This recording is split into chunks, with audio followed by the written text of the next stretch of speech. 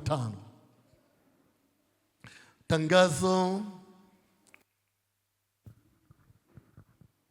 Tangazo la matumaini. Yohana sura ya 1 mstari wa 1 mpaka wa 5.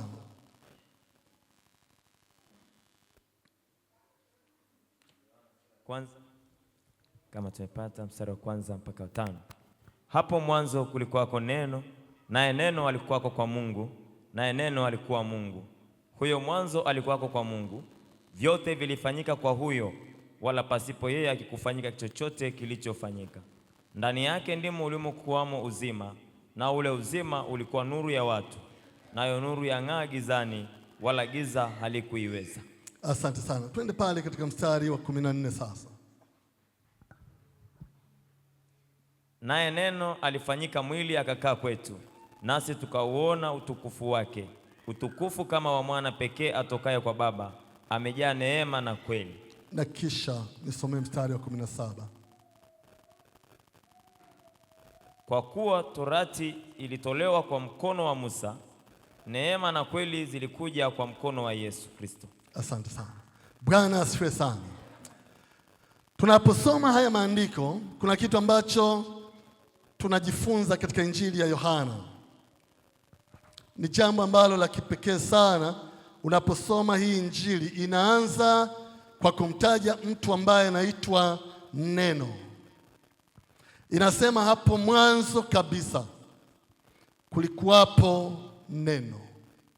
Na unajua wanaposema hapo mwanzo, ni mwanzo wa kila kitu kabisa.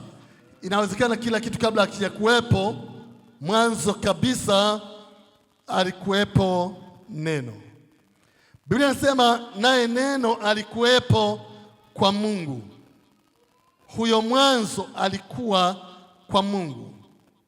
Vyote vilifanyika kwa huyo, wala pasipo yeye hakikufanyika chochote kilichofanyika.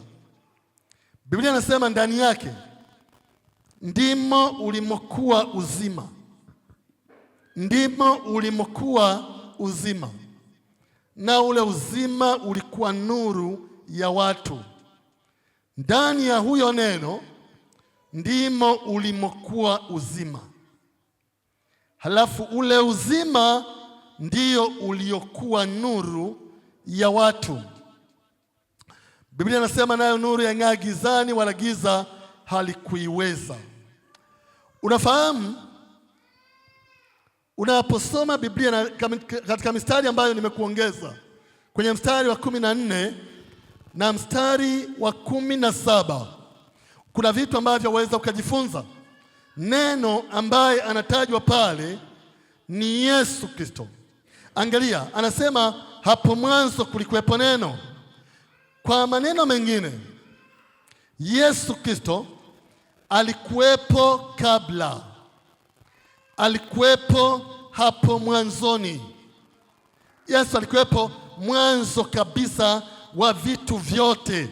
Mwanzo kabisa alikuwepo. Anasema hapo mwanzo alikuwepo neno, naye neno alikuwepo kwa Mungu, naye neno alikuwa Mungu. Ni mwanzo kabisa. Anasema huyo neno hakikufanyika chochote ambacho kimefanyika. Chochote ambacho tunakiona leo hakikufanyika chochote pasipo yeye. Yeye si wa kawaida. Chochote ambacho kimefanyika kilifanyika. Inasema naye neno alikuwa ni Mungu. Vyote vilifanyika kwa huyo. Pasipo yeye hakikufanyika chochote. Pasipo yeye hakikufanyika chochote. Kwenye mstari wa 14 anasema naye neno, angalia, akafanyika mwili. Angalia mstari wa 14. Anasema naye neno alifanyika mwili, akakaa kwetu, nasi tukauona utukufu wake, utukufu kama wa mwana pekee atokaye kwa Baba, amejaa neema na kweli. Angalia, anasema naye neno alifanyika mwili, kwa sababu kabla ya hapo alikuwa tu rohoni, lakini sasa naye neno akafanyika mwili. Angalia hayo maneno, alafu anasema naye neno akafanyika mwili akakaa kwetu, akakaa kwetu. Unaona nyimbo nyingi zimeimbwa. Unafahamu miaka mingi iliyopita wakati wa nabii Isaya, Biblia inasema alitabiri ya kwamba nyakati zinakuja, kwa sababu alikuwepo utendaji wa dhambi, hali zisizo za kawaida, watu hawamkubali Mungu, kuna mambo mengi ambayo yanaendelea. Kwa hiyo Isaya akatabiri akasema nyakati zinakuja ambapo bikira atachukua mimba, na akishachukua mimba atazaa mwana, nao watamwita jina lake Imanueli. Yeye alizaliwa kama kwa ishara hiyo kwamba bikira atachukua mimba, watamwita jina lake Imanueli, yaani Mungu pamoja nasi. Kwa maneno mengine, kuja kwa Yesu Kristo ni kuja kwa Mungu katika maisha ya wanadamu. Haleluya. Anasema kwenye mstari wa 14, naye neno alifanyika mwili akakaa kwetu, nasi tukauona utukufu wake, utukufu kama wa mwana pekee atokaye kwa Baba, amejaa neema na kweli, amejaa neema na kweli, amejaa neema na kweli. Na hapa anaposema katika mstari wa 14 kwamba amejaa neema na kweli, kwenye mstari wa 17 anatofautisha. Wakati wa Torati kuna mtu ambaye alikuja, Musa alikuja kwa ajili ya mambo ya Torati na vitu vingine. Anasema wakati huu neema na kweli zimeletwa kwa mkono wa Yesu Kristo. Haleluya. Mathayo sura ya kwanza, twende pale. Mathayo sura ya kwanza mstari wa 18, tuone jinsi ambavyo amekuja pale. Ni andiko ambalo linafahamika sana na watu wengi, lakini kuna kitu ambacho nataka nikuonyeshe pale. Mathayo sura ya kwanza mstari wa 18. Kuzaliwa kwake Yesu Kristo kulikuwa hivi. Mariamu mama yake alipokuwa ameposwa na Yusufu, kabla hawajakaribiana, alionekana ana mimba kwa uwezo wa Roho Mtakatifu. Naye Yusufu mumewe, kwa vile alivyokuwa mtu wa haki, asitake kumwaibisha, aliazimu kumwacha kwa siri. Basi alipokuwa akifikiri hayo, tazama, malaika wa Bwana alimtokea katika ndoto akisema, Yusufu mwana wa Daudi, usihofu kumchukua Mariamu mkeo, maana mimba yake ni kwa uwezo wa Roho Mtakatifu. Naye atazaa mwana, nawe utamwita jina lake Yesu, maana yake ndiye atakayewaokoa watu wake na dhambi zao. Maana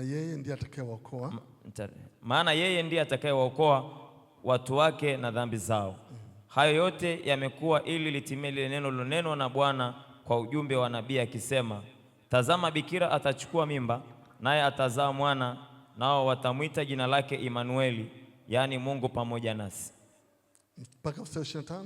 Naye Yusufu alipoamka katika usingizi, alifanya kama malaika wa Bwana alivyomwagiza, akamchukua mkewe, asimjue kama hata alipomzaa mwanawe, akamwita jina lake Yesu. Asante sana. Bwana asifiwe sana. Jaribu kufikiri kwenye habari hii. Tunajaribu kupewa picha ya jinsi ambavyo Yesu Kristo alizaliwa. Kuzaliwa kwake Yesu Kristo kulikuwa hivi. Mariamu alipokuwa amechumbiwa, ni binti ambaye alikuwa binti wa kawaida, anaishi maisha ya kawaida, na unajua alikuwa labda anakwenda kanisani kawaida. Ingekuwa hapa labda tungesema alikuwa ni mwimbaji, labda alikuwa mwanakwaya, alikuwa binti tu wa kawaida. Na unajua akapata mchumba. Halafu alipopata mchumba, wakati wakiwa katika taratibu mbalimbali za uchumba, ghafla yule binti akaonekana ni mjamzito. Na unajua Yusufu akashangaa, labda watu wengine pia wachache waliojua jambo lile wakashangaa. Binti alikuwa ni mjamzito, lakini alikuwa na mchumba. Na sasa Yusufu alikuwa ni mtu wa haki. Nitakueleza haki yake Yusufu iko katika maeneo gani. Kuna maeneo matatu ambayo haki ya Yusufu inaonekana waziwazi katika jambo hili. Yusufu kwa sababu alikuwa mtu wa haki, hakutaka kumwaibisha. Kwa sababu hiyo Biblia inasema ya kwamba akaazimia kumwacha kwa siri, kwamba huyu binti nilimchumbia, lakini sasa ni mjamzito na mimi sijakutana naye wala hatujaoana bado. Sasa inawezekana ni uzinzi au chochote, mimi nitamwacha kwa siri. Hakutaka kumwaibisha. Unajua, alipoazimia kumwacha kwa siri, Biblia inasema malaika akamtokea Yusufu katika ndoto, na alipotokea katika ndoto akasema naye kwa habari ya yule binti kwamba usihofu kumchukua Mariamu mkeo, kwa sababu mimba yake ni kwa uwezo wa Roho Mtakatifu. Haleluya! Jambo hili katika hali ya kawaida anasema lilishatabiriwa kwamba bikira atachukua mimba. Unajua, jambo ambalo halikubaliki katika mazingira ya kawaida. Wanasayansi pia hawakubali, haikai sawasawa, kwa sababu wanajua tu ujauzito unapatikana kwa binti kukutana na kijana. Lakini angalia, huyu anapata mimba kwa uweza wa Roho Mtakatifu. Kwa nini? Kwa sababu mimba yake inaashiria kwamba ni mbegu za mbinguni. Mimba yake inaashiria kwamba kitakachozaliwa ni kitakatifu. Mimba yake inaashiria kwamba kitakachozaliwa si cha kawaida. Angalia, si cha kawaida. Anasema mimba yake ni kwa uweza wa Roho Mtakatifu. Na unajua, alipopata huo ujumbe, Biblia inasema akafanya kama alivyomwagiza malaika, akafanya kama alivyomwagiza. Yusufu, kwa maneno mengine, Biblia inamtaja kama mtu mwenye haki. Jaribu kufikiri wewe umechumbia, halafu unaona tofauti zisizo za kawaida kwa mchumba, halafu unapanga kumwacha. Malaika anasema na wewe, na akisema unafanya kama malaika alivyosema. Uchumba unaendelea, kulipa mahari kunaendelea, send off zinaendelea, kila kitu kinaendelea, lakini unafanya hivyo kwa mwanamke ambaye ni mjamzito. Unaona, si hali ya kawaida sana. Kuna mambo matatu ambayo yanaionyesha haki ya Yusufu. Kwanza, alikuwa mtu mwenye haki kwa sababu alikuwa mtu mwenye nidhamu binafsi katika kujitawala. Hebu tuseme wote, alikuwa na nidhamu binafsi. Hii sauti haitoshi. Alikuwa na nidhamu binafsi katika kujitawala. Katika kujitawala. Hii sauti iko wapi? Katika kujitawala. Yusufu alikuwa na nidhamu binafsi katika kujitawala. Angalia, huyu alikuwa ni mchumba, na alipokuwa ni mchumba hakujuana naye kwa sababu walikuwa wanaishi maisha matakatifu yanayompendeza Mungu.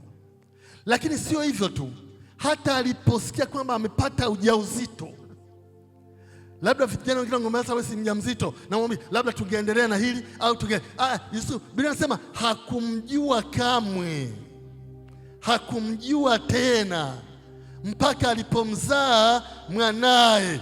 Huyu mtoto ambaye ametajwa asimjue kamwe hata alipomzaa mwanawe akamwita jina lake Yesu. Hakumjua. Alikuwa na nidhamu. Haki yake inaonekana kwa sababu alikuwa na nidhamu binafsi ya kujitawala. Watu wengi katika nyakati ambazo tunazo wanakosa nidhamu binafsi ya kujitawala katika mahusiano, nidhamu binafsi ya kujitawala katika mambo ya uchumba, nidhamu binafsi ya kujitawala kwenye mambo ya fedha, nidhamu binafsi ya kujitawala katika hasira tulizonazo, nidhamu binafsi ya kujitawala.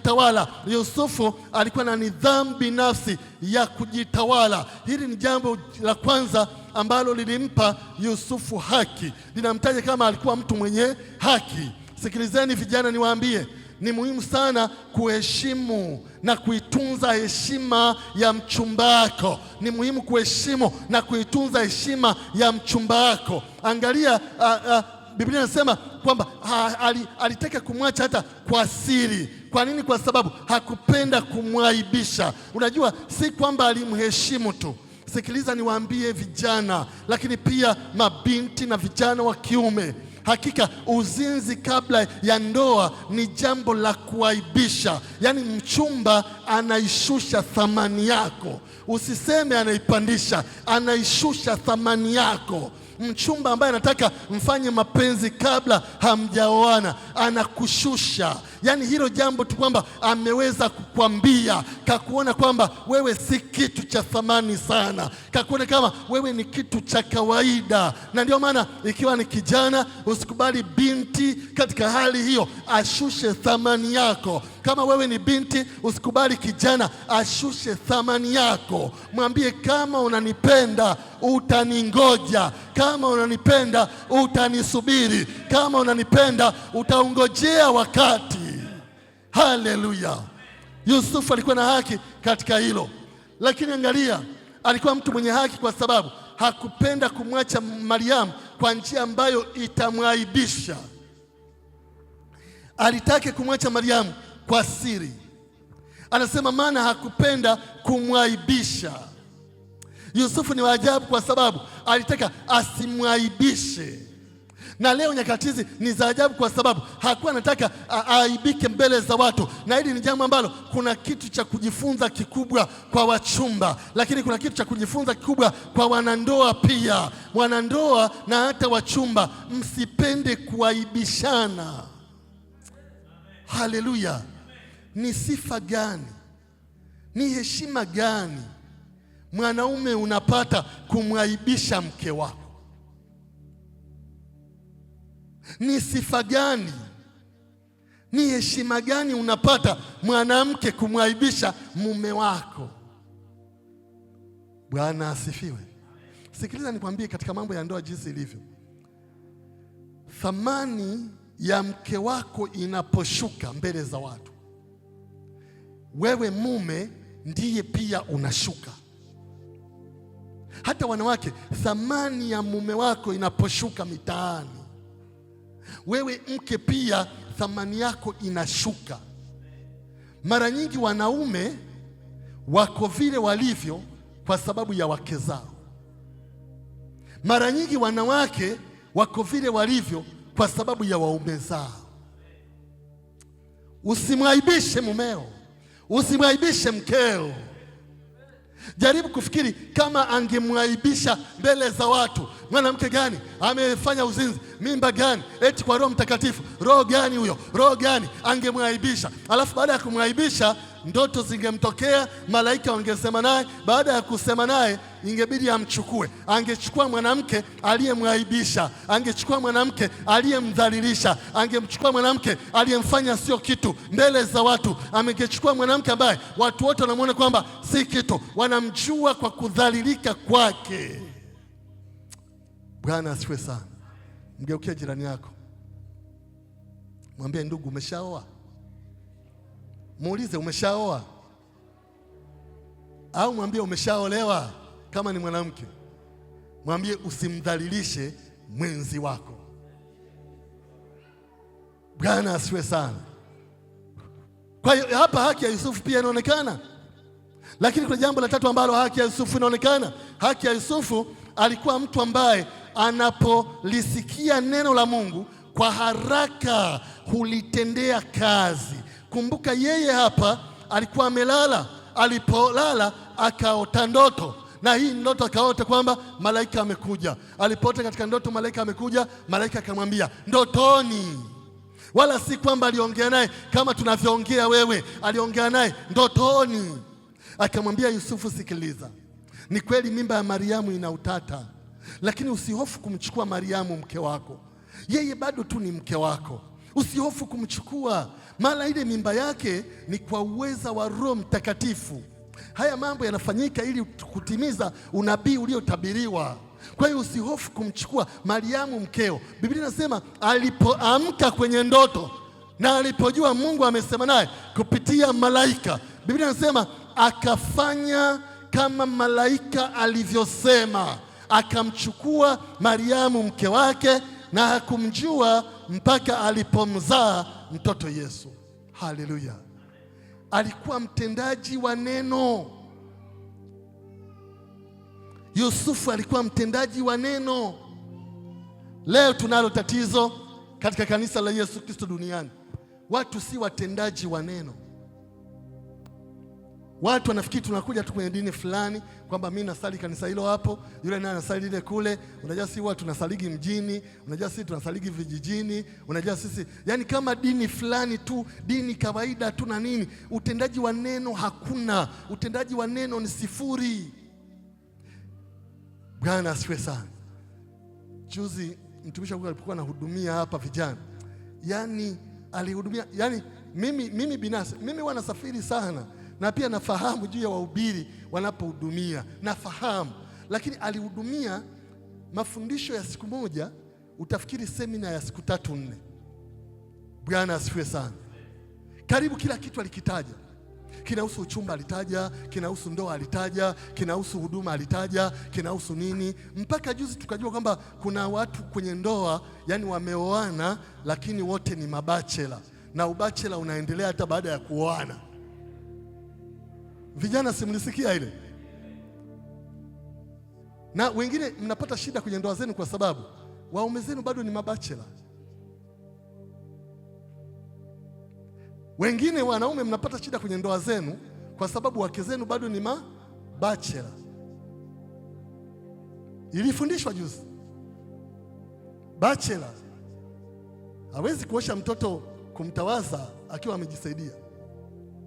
Bachela hawezi kufua bwana, sikucha zinamzidi, ziko huku na zimepakwa rangi zisije zikaondoka rangi. Bachela haachi hela ya matumizi nyumbani.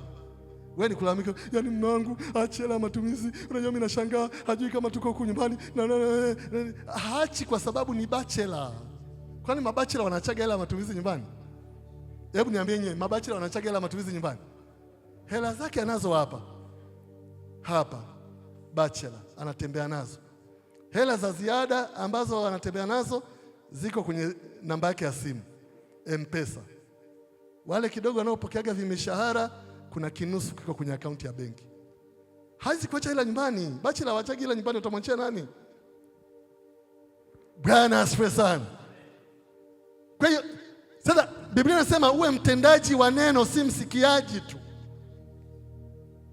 Yusufu alikuwa mtendaji wa neno, tena linasemwa na malaika, hata ambalo alikusema sio kama amesikia kama hivi tunavyoongea, ni malaika. Tena kwenye ndoto, anaamka tu ndotoni, anatafakari, anajua ni malaika amekuja hapa. Alikuwa anajua jinsi ya kusikia sauti ya Mungu na mambo mengine. Kwa hiyo kwenye ndoto tu alisema naye, Mungu akasema naye pale.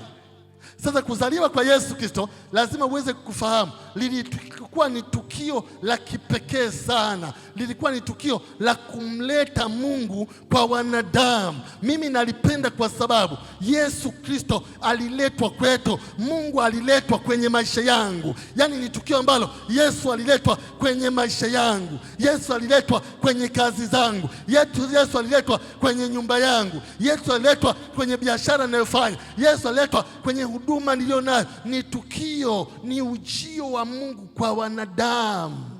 Ayayayaya, hili ni jambo la ajabu sana. Ni tangazo la matumaini ya ajabu mno. Ni tangazo la kutia moyo. Ni tangazo la kujenga. Ni tangazo la kipekee. Angesema labda ni ujio wa mapepo kwenye maisha ya mtu, tungesema labda ni ujio wa Yesu kwenye maisha yako.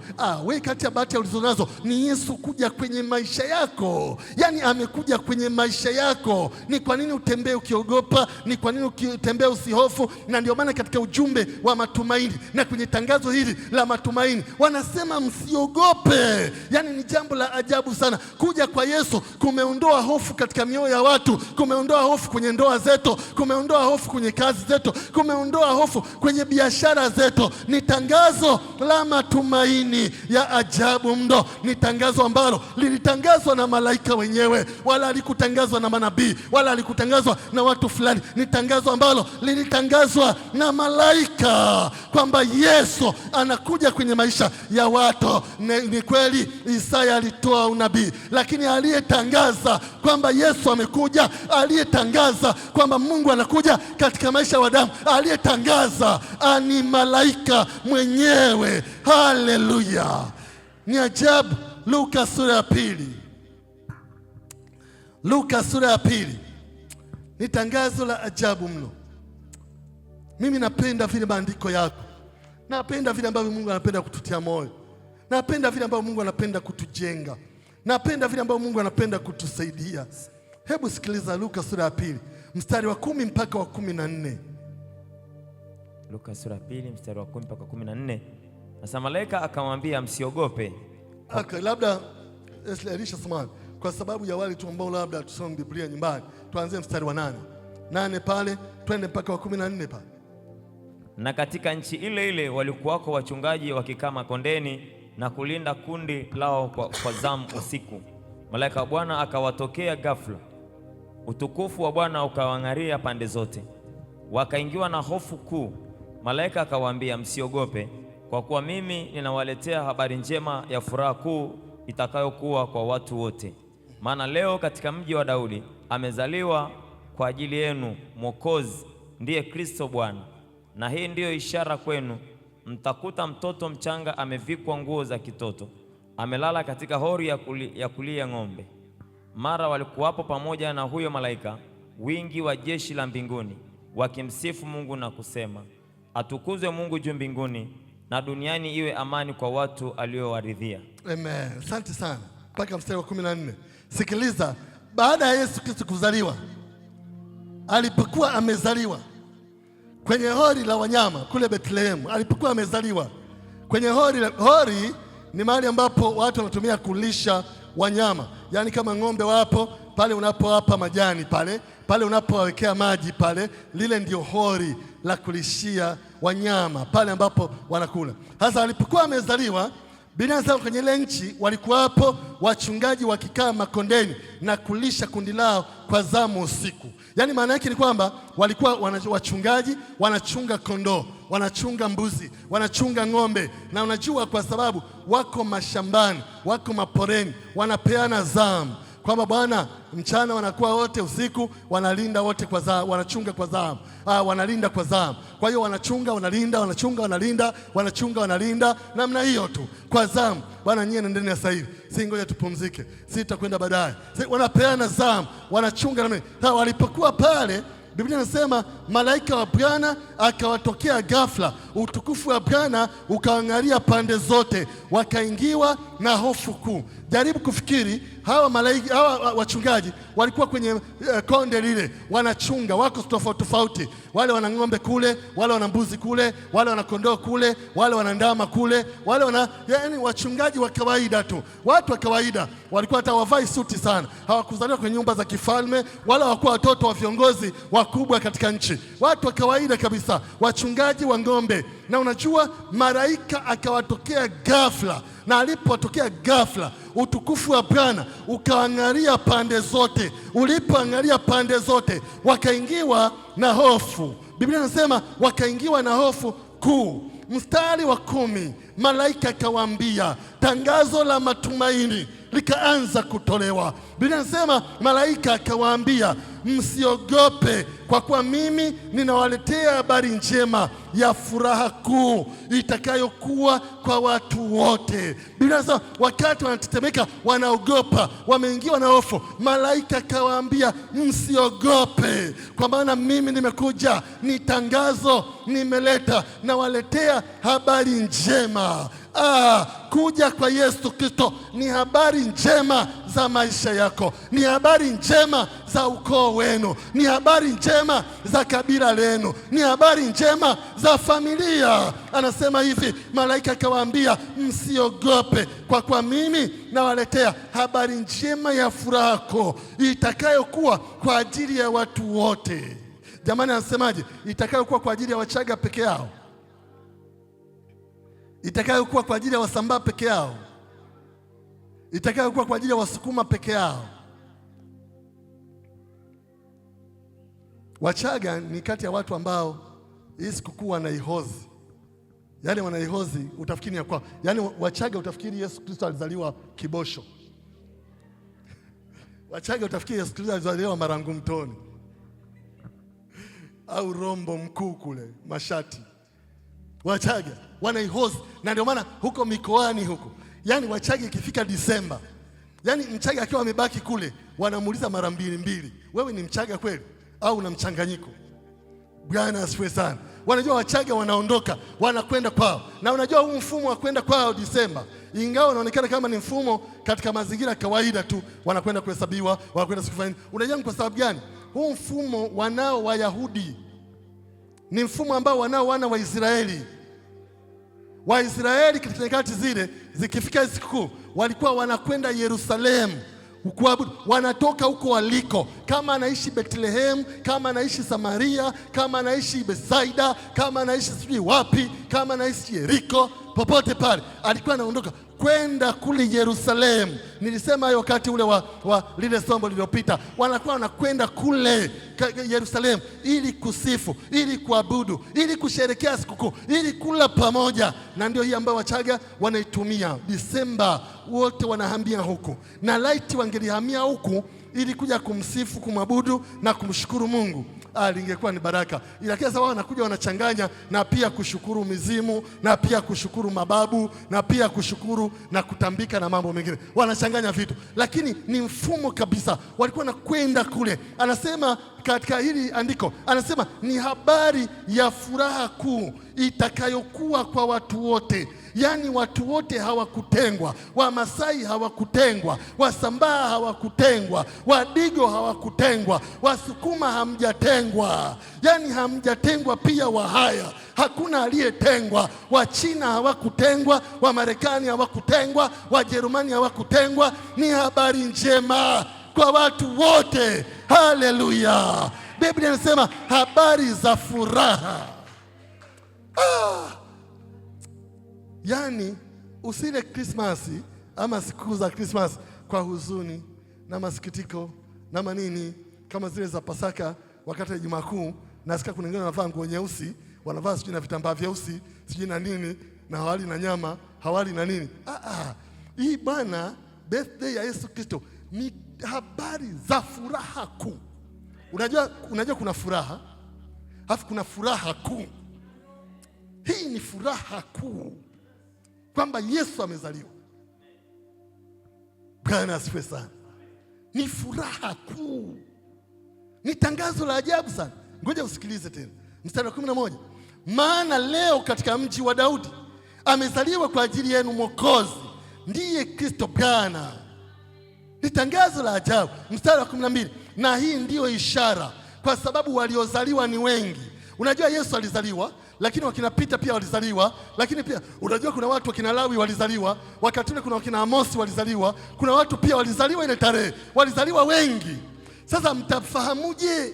Mkienda kule Bethlehem, mkifika pale, mtasikia nyumba ile na mzazi, ile kazaa jana, ile kajifungua, ile kanani, ile kazaa kwenye hospitali kubwa, ile kazaa kwenye hospitali ndogo, ile pale kuna mtoto amezaliwa nyumbani. Sasa mtamfahamuje huyu anayeleta habari za furaha kuu? Mtamjuaje? Ndio kitu ambacho kinazungumza mstari wa 11. Maana leo katika mji wa Daudi amezaliwa kwa ajili yetu, kwa ajili yenu Mwokozi, ndiye Kristo Bwana. Na hii ndiyo ishara kwenu. Wamezaliwa wengi, lakini huyo tunayezungumza habari zake, hii ndiyo ishara kwenu. Mtamkuta mtoto mchanga amevikwa nguo za kitoto, amelala katika hori ya kulia ng'ombe.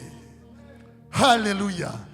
Hakulala kwenye majumba ya magorofa, hakulala kwenye nyumba za wakuu wa wilaya, hakulala kwenye hospitali fulani kubwa katika vyumba fulani ambavyo ni special private room katika hospitali.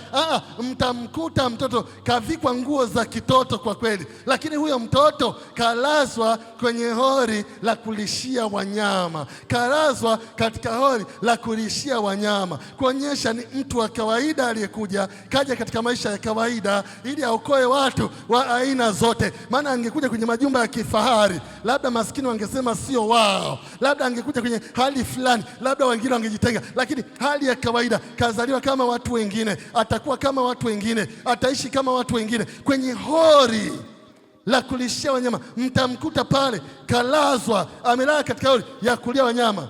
Mara walikuwapo pamoja na huyo malaika wingi wa jeshi la mbinguni wakimsifu Mungu.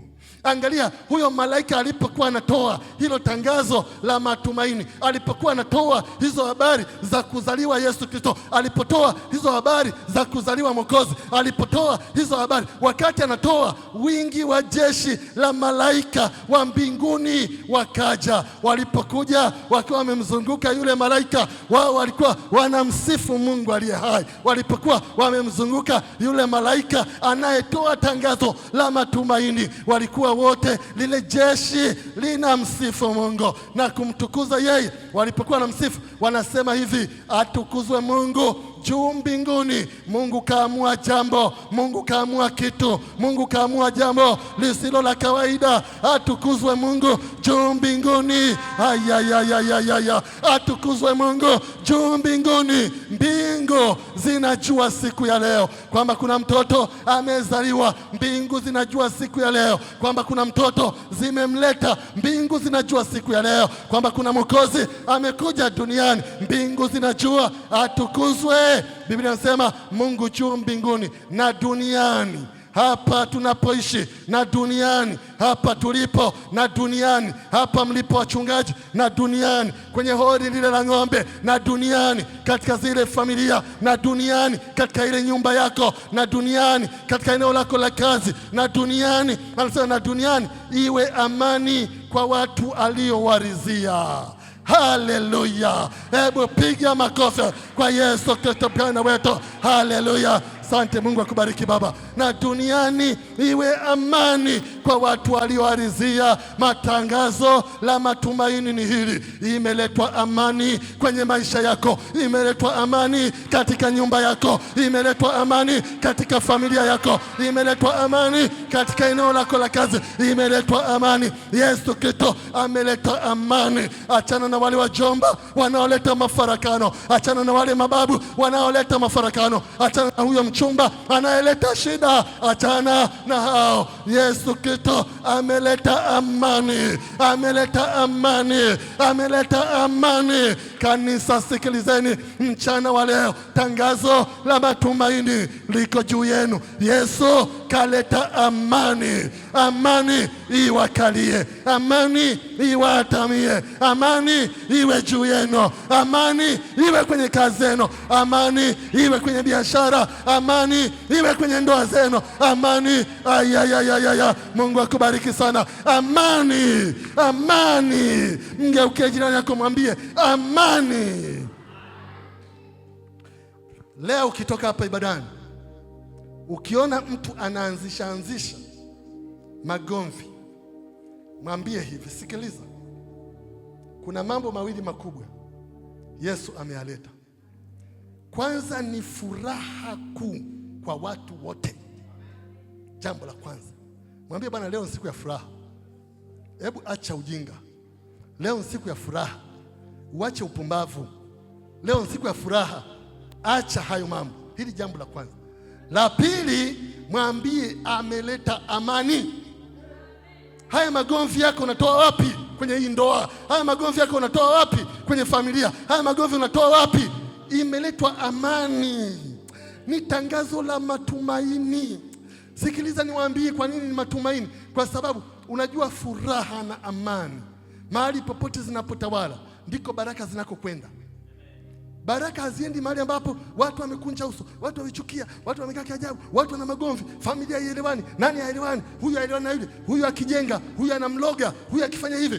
Baraka haziendi huko. Baraka zinaenda mahali ambapo pamejaa furaha na amani. Na haya ni matangazo ya matumaini ya ajabu ambayo Mungu wetu ametupa. Ni tangazo la ajabu la kutia moyo kabisa. Haleluya! Ndio maana natamani umruhusu Yesu Kristo atawale kwenye maisha yako, lakini natamani umruhusu Yesu Kristo ayaongoze maisha yako, lakini natamani umruhusu Yesu Kristo akupe amani na furaha. Yaani umruhusu ayatawale maisha yako, awe Bwana, lakini mruhusu yeye ayaongoze, lakini sio kuyaongoza tu. Mruhusu yeye amani yake na furaha itawale. Hii amani na furaha ikitawala, waweza kucheka hata kama ni mahali panahuzunisha. Waweza kucheka hata kama kuna mtu anakudharau. Waweza kucheka hata kama kuna mtu anakuona si kitu. Waweza kucheka hata kama, yani ni tangazo la matumaini, ni tangazo la ajabu. Leo katika mji wa Daudi amezaliwa. Anasema amezaliwa kwa ajili yenu, sio kwa ajili ya mtu mwingine. Amezaliwa kwa ajili yenu. Amezaliwa kwa ajili yenu. Hakuzaliwa kwa ajili ya wafalme peke yake, hakuzaliwa kwa ajili ya makuhani peke yake, Hakuzaliwa kwa ajili ya wakuu wa makabila 12 ya Israeli peke yake. Amezaliwa kwa ajili yenu ninyi mnaosikia, kwa ajili yenu ninyi wachungaji, kwa ajili yenu ninyi ambao, kwa ajili yenu. Angalia, amezaliwa kwa ajili yenu. Ni tangazo la ajabu lililotolewa na malaika, na lengo la hili tangazo ni kuwasaidia watu waweze kufahamu kuwa mtoto huyo ni nani na utume wake ni nini katika hii dunia. Ni watu wa kawaida tu ambao wanatumika, ni watu wa kawaida ambao walifunuliwa siri hii, wachungaji, watu wa kawaida tu wasio na nguo za kutosha, na huko walikuwa wanachunga, pengine walikuwa wana nguo za kubadilisha, watu wa kawaida tu, wa kawaida tu kabisa. Hizi familia zetu tunajua zina changamoto, zina mambo ya kuvuruga amani. Hata Christmas kama hii umekuja ule kwa furaha na amani. Yaani usipokuwa makini familia itakuchanganya. Usipokuwa makini ukoo utakuchanganya. Usipokuwa makini baba mkubwa atainuka. Usipokuwa makini mjomba ataliinua kule, atalianzisha. Usipokuwa makini, yani ni ajabu. Yani ni ajabu. Lakini angalia, tangazo la kipekee ni la amani na furaha kuu. Vimeletwa katika dunia hii, vimeletwa kwa ajili ya watu wa Mungu. Unaweza haijalishi kama umezaliwa wapi, haijalishi kama mmezaliwa wangapi, haijalishi chochote. Tangazo ni kwa ajili yenu. Kwenye siku hii, ni siku ambayo ni ya kipekee. Kila mtu atakuwa na furaha, kila mtu atakuwa na amani. Ni ajabu, ni tangazo ambalo lilikuwa la kipekee, na jeshi la malaika waliunga mkono jambo hilo, waliunga mkono. Pamoja na kuwa walikuwa ni jeshi, lakini angalia, hawakuwa jeshi la vita, hawakuwa jeshi la vita. Unajua jeshi, kuna majeshi ya vita na majeshi, kuna majeshi ya kujilinda, majeshi, kuna majeshi ya kushambulia, majeshi, kuna majeshi. Lakini hawa walikuwa ni jeshi la malaika kutoka mbinguni, wingi wa jeshi la mbinguni, wingi wa jeshi la mbinguni wakimsifu Mungu. Ni jeshi la mbinguni ambalo limekuja na sifa, ambalo limekuja na ibada, ambalo limekuja ni jeshi la amani, si jeshi la vita. Hapana, jeshi la amani. Angalia, walitangaza jinsi ambavyo mbingu imevutiwa na kuja kwa Yesu, lakini walitangaza kile ambacho watu wanatakiwa pia kuwa na amani na hicho. Dunia imepewa Yesu Kristo. Haijalishi kwamba kuna manabii wangapi ambao wamepita katika dunia hii, haijalishi kama kuna mitume wangapi wamepita, haijalishi kama kuna wakuu wangapi wamepita, lakini sikilizeni niwaambie, Biblia inasema kwa watu wote, ni watu wote, watu wote, watu wote. Angalia tena lile tangazo, anasema hivi, anasema Biblia inasema mara kwenye mstari wa 13 walikuwa hapo pamoja na huyo malaika, wingi wa jeshi la mbinguni, wakimsifu Mungu na kusema, atukuzwe Mungu juu mbinguni, na duniani iwe amani kwa watu aliowaridhia. Wewe ni mtu ambaye Mungu anakuridhia. Haleluya. Wewe hapa ni mtu ambaye Mungu anakuridhia. Ni kweli umbo lako laweza kuonekana dogo. Ni kweli yawezekana huna fedha za kutosha. Ni kweli yawezekana huna kazi nzuri, bado unapambana kutafuta kazi. Ni kweli yawezekana kabisa kwamba bado unasoma, hujapata ajira. Lakini tangazo la matumaini ni hili, kwamba Yesu Kristo amekuridhia. Ni ajabu sana, ni ajabu sana. Kwa nini utembee umeinama? Kwa sababu ya watu wanaokupiga vita, kwa sababu ya watu wanaokusema. Wakati mwingine wanaokusema ni wazuri kwa sababu wanakusaidia kuchunguza wanachokusema ni kipi, ili wewe ukae sawa. Wakati mwingine wanaokukosoa katika mambo si watu wabaya sana, ni wazuri. Acha wakukosoe, wanapokosoa wanakupa mwelekeo wa kukaa vizuri zaidi. Unaangalia ni kipi wanachonikosoa, kikoje, na mambo mengine. Hata wanaokuchukia, wakati mwingine wanaweza kukuchukia watu na mambo mengine ukashangaa, mbona anachukiwa, mbona anachukiwa. Wakati mwingine wacha wakuchukie Kuna watu walichukiwa, lakini walipochukiwa ndio walisindikizwa kwenye baraka zako. Kitu muhimu leo katika mchana huu unapoondoka leo ni kwamba Yesu Kristo amekuridhia, na hilo ni tangazo la matumaini katika maisha yetu. Amekuridhia. Sasa kuna mengi tunaweza nikakwambia juu ya hili, na naweza nikakupa maandiko mengi juu ya hili, lakini nataka tupate dakika 5 za kuomba. Amani na furaha ni vitu ambavyo ni muhimu sana. Unajua, amani na furaha haifuati kwamba una fedha au huna, lakini ni muhimu. Yani amani tu ikitawala katika moyo wako na furaha ikitawala, waweza kumchezea Bwana, waweza kumtumikia, waweza kutembelea wengine hata bila fedha wala bila chochote. Niliwahi kuambia hapa siku za nyuma, mimi nilipokuwa sijaokoka kabisa, yani nilikuwa siwezi kutoka nyumbani nikiwa sina hela hivi mfukoni. Yani sina hela hata 10,000 hapo 20 sina, nilikuwa siwezi kutoka. Nilikuwa nalala tu, siwezi kutoka kabisa, siwezi.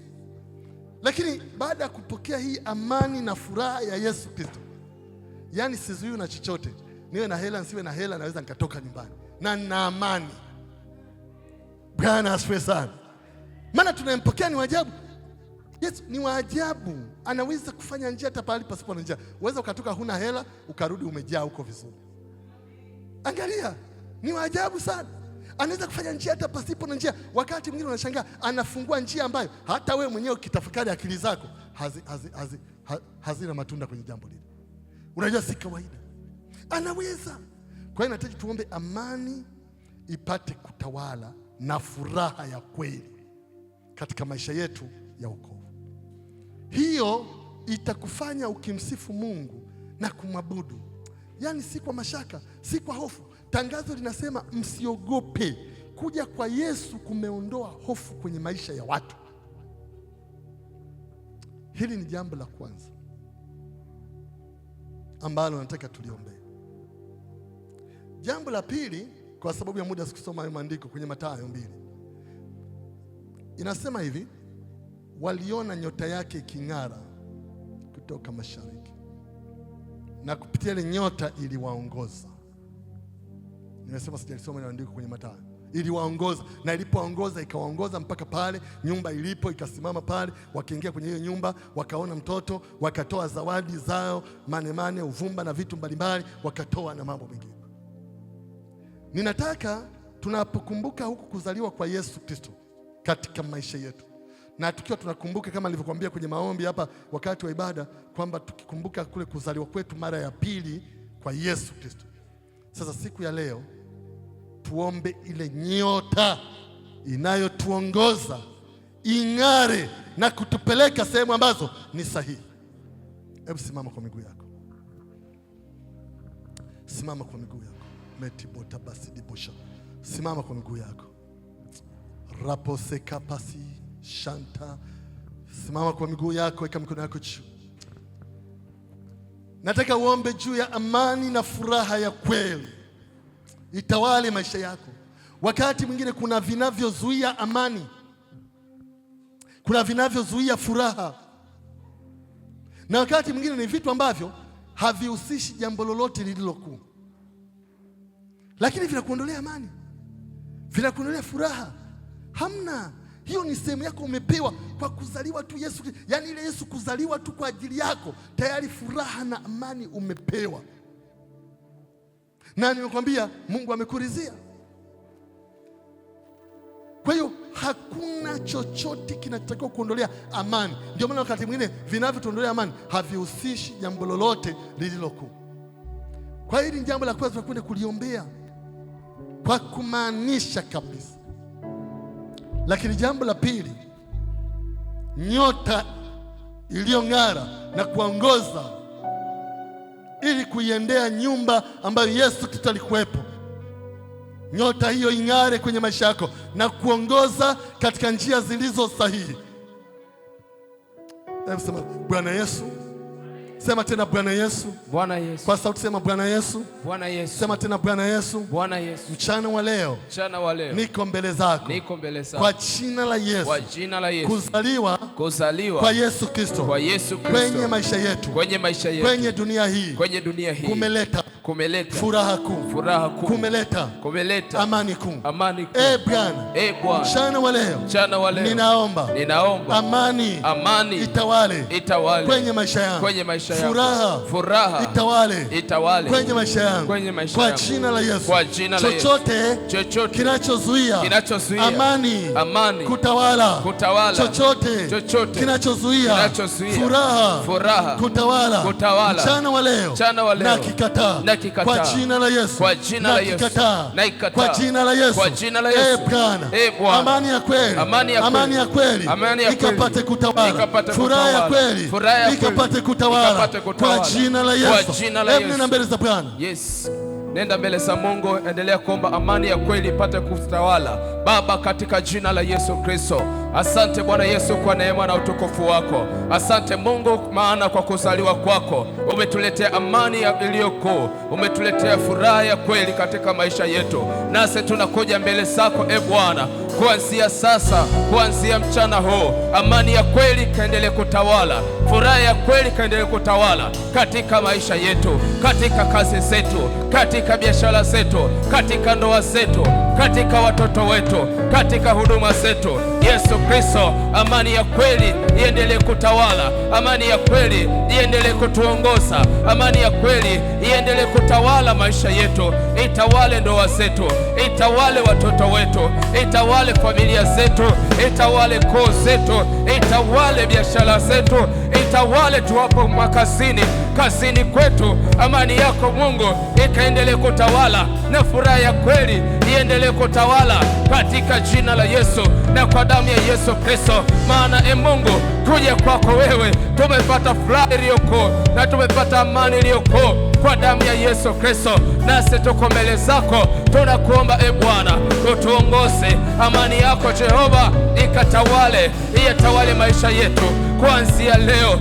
Tutawaliwe na furaha yako, tutawaliwe na amani yako katika jina la Yesu Kristo na kwa damu ya Yesu Kristo. Mungu ni mwaminifu. Hebu sema katika jina la Yesu. Katika jina sema katika jina la Yesu. Katika jina la Yesu. Ile nyota walioiona mama jusi ikawaongoza mpaka mahali alipozaliwa Yesu Kristo. Tunaomba nyota hiyo ituongoze katika mambo yaliyo mema, katika mambo ya baraka, katika mambo ya ushindi kwa jina la Yesu. Nyota hiyo ituongoze katika mafanikio kwa jina la Yesu. Kwa jina la Yesu. Kwa jina la Yesu. Mchana wa leo tunaomba Bwana, yasikie maombi yetu kwa jina la Yesu. Kwa jina la Yesu. Hebu weka mkono mmoja katika moyo wako na mmoja weka juu. Nataka utafakari maisha yako. Kuzaliwa kwa Yesu Kristo ni tukio la kipekee ambalo linatukumbusha kuzaliwa kwa Yesu Kristo katika mioyo yetu. Kuzaliwa kwetu mara ya pili na kumfanya Yesu kuwa ni Bwana na mfalme wa maisha yetu. Nataka utafakari mwaka ule ulipookoka, miaka 6 iliyopita, miaka 7 iliyopita, miaka 15 iliyopita, miaka 20 iliyopita, miaka 3 iliyopita, mwaka mmoja uliopita, toka ulipompa Yesu Kristo maisha yako.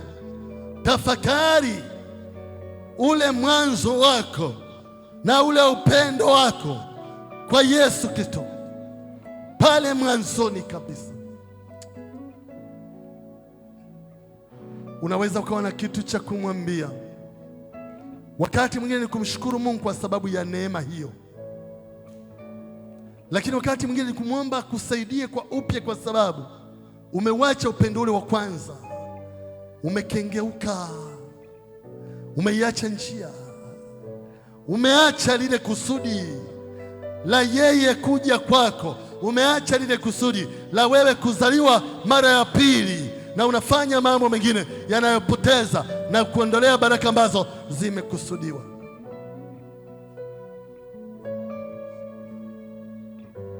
Unapotafakari mchana wa leo, unaweza ukawa unahitaji maombi maalum. Nitatumia dakika chache kuwaombea wote ambao watakuwa na hitaji maalumu katika maisha yao. Pengine ni juu ya kuzaliwa kwa Yesu Kristo katika mioyo yao, ile hali ya kuzaliwa mara ya pili na kuacha upendo wetu wa kwanza. Lakini inawezekana maisha yako yanahitaji amani. Wakati mwingine hujui nini kinaondoa amani, wakati mwingine inaondoka bila wewe kujua, wakati mwingine unajikuta tu umepoteza amani, wakati mwingine umelala tu na amka unakosa amani, hata hujui ni kitu gani. Pia huyo nitamwombea. Na yule ambaye anapoteza furaha, kumbuka amani na furaha ni tunda la Roho, na kama si ni watu wa rohoni, tunahitaji pia hakika tunda hilo lifanye kazi katika maisha yetu. Kama unahitaji maombi katika mambo hayo matatu, amani au furaha au ile hali ya wewe kuzaliwa mara ya pili, kuna kitu ambacho kiko sawa, wahitaji kutengeneza na Bwana. Leo yaweza ikawa siku yako. Wakati mwingine hatujui ni kwa nini tumepewa nafasi kumwabudu Mungu, wakati mwingine hatujui ni kwa nini tumefika tena katika siku hii ya leo. Lakini pia inawezekana uko hapa hujampa Yesu Kristo maisha yako, hujaokoka. Yaweza kuwa siku njema, amekuja kwa ajili ya watu wote, makabila yote, dini zote, amekuja kwa ajili ya wote. Yaweza kuwa ikawa pia siku yako. Wanaohitaji maombi maalum, njoni kwa haraka. Kama kuna mtu anahitaji maombi maalum, njoo kwa haraka. Njoo, asante. Fanya haraka. Njoni. Muda sio rafiki, umeshafika muda wa kutoka sanjoni. Tuweke mstari mmoja, asante. Simama tu hapo, weka mstari mmoja hapa. Weka mstari mmoja. Asante. Njoo kwa haraka. Asante, njoo. Kama unahitaji maombi maalum, simama hapa kwa haraka. Njoo. Yepaseta poso. Njoo kwa haraka. Yenta setapo rita posetepa shanta. Njoo. Asante, njoo kwa hapa kijana. Asante. Njoo, kama kuna mwingine njoo kwa haraka. Rita posede basha shanta rabose. Njoo. Amani inapotea bila wewe kujua, furaha inapotea bila wewe kujua. Wakati mwingine maisha yako na Bwana, njia zako zahitaji matengenezo. Rimosede bashaka shanta raboseka yaposeta pasia shonto robosaka yatasetapo shanta rabo yaposeka pa shanta raboseka shanta ribo santa shanta rikabosaka sante shanta. Weka mikono yako juu. Rinta raboseka shanta raboseka riposokolobo yanta raboseka shanta. Ni maombi mafupi lakini ambayo yatafikia hitaji lako katika mchana wa leo. Wazee wa kanisa wakiwa nyuma katika sehemu tofauti, maombi yatafikia hitaji lako. Weka mikono yako juu, fumba macho yako. Mete bolaba santa shanta rabo sinta rabo sheka santa rabo. Weka tu mikono yako juu. Rinda rabo sekasha shondo robo saka rinda rabo seke shaka shanta rabo saka yapo seke shanta rabo sika yenda rabo shaka. Wachungaji, wazee wa kanisa, shende rebo se yondo robo soko shanta raba saka ripo soko shonto shanta. Hebu sema haya maneno ukiwa umesimama hapa, macho yakiwa yamefumbwa, mikono ikiwa juu. Sema, Bwana Yesu, ninakushukuru kwa wema wako na upendo wako. Ninajua unanipenda, unanijali, unanipenda, unanijali na unajali maisha yangu na unajali wokovu wangu. Mchana wa leo umesema nami juu ya neno lako. Bwana, ninakushukuru kwa sababu ulizaliwa kwa ajili yangu, ulizaliwa kwa ajili ya amani yangu. Bwana, ninaomba unisaidie kwa jina la Yesu.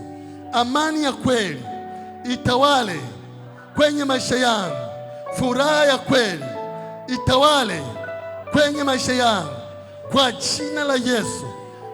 Bwana, unisaidie, unisaidie kwa jina la Yesu, kwa jina la Yesu.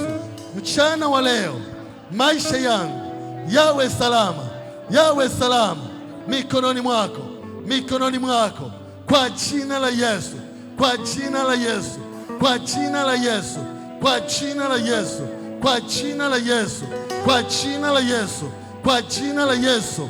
Kila roho inayozuia amani yangu naikataa, naikataa kwa jina la Yesu. Kila roho inayozuia furaha yangu mchana wa leo naikataa, naikataa kwa jina la Yesu. Maisha yangu yawe salama, maisha yangu yawe salama kwa jina la Yesu. Bwana, unisaidie, unisaidie kwa jina la Yesu, kwa jina la Yesu, kwa jina la Yesu, kwa jina la Yesu, kwa jina la Yesu, kwa jina la Yesu. Baba, ninakushukuru kwa ajili ya watu wako hawa. Bwana, ninakushukuru kwa ajili ya neema yako, rehema zako na fadhili zako. Bwana, ninakushukuru kwa ajili ya upendo wako. Wewe ni Bwana utoshaye na ni Mungu utoshaye kwa jina la Yesu Kristo. Asante kwa ajili ya kila mmoja ambaye yuko hapa leo, maana amani yake unairejesha kwa upya na furaha yake unairejesha kwa upya kwa jina la Yesu. Maisha yake yanatengenezwa kwa upya katika mchana wa leo, katika jina la Yesu Kristo. Wasaidie watu wako wanapoingia na wanapotoka, na kila jambo alifanyalo, baraka zinazoambatana pamoja na wokovu wao ziambatane na maisha yao katika jina la Yesu. Kila roho inayosimama nao kinyume katika maisha yao ya wokovu naikataa, naikataa, naikataa, naikataa, naikataa, naikataa kwa jina la Yesu Kristo. Mchana wa leo uwe ni mchana wao, uwe ni mchana wao, uwe ni mchana wao katika jina la Yesu. Uwe ni mchana wao wa baraka, mchana wao wa kufunguliwa, mchana wao wa kuwekwa huru. Maisha yao yawe salama, yawe salama, yawe salama, yawe salama kwa jina la Yesu. Raposeta yepolopolo rantarabose shantarabose shantarabose. In the name of Jesus,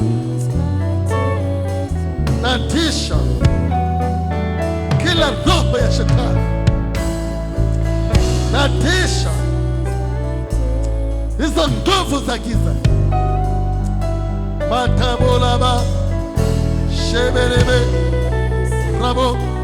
Fire, fire, fire, fire, fire in the name of Jesus, in the name of Jesus, katika jina la Yesu. Naita moto, naita moto, naita moto, naita moto, naita moto, naita moto. Fire, fire, fire, fire. Kapasete posi, shanta pose kapa, leka poso, shanta rabose, shanta pose kapa, reposo, shanta rabose. In the name of Jesus, in the name of Jesus.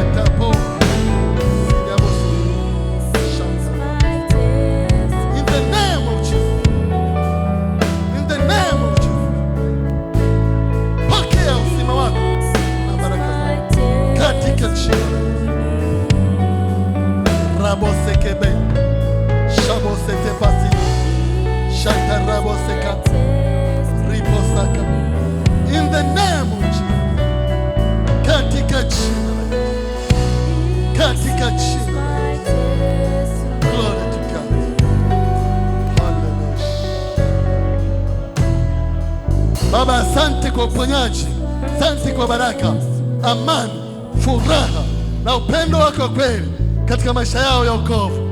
Umerejea kwa upya, umerejea kwa upya, umerejea kwa upya, na baraka mpya zitakuwa juu yao katika jina la Yesu. Amen.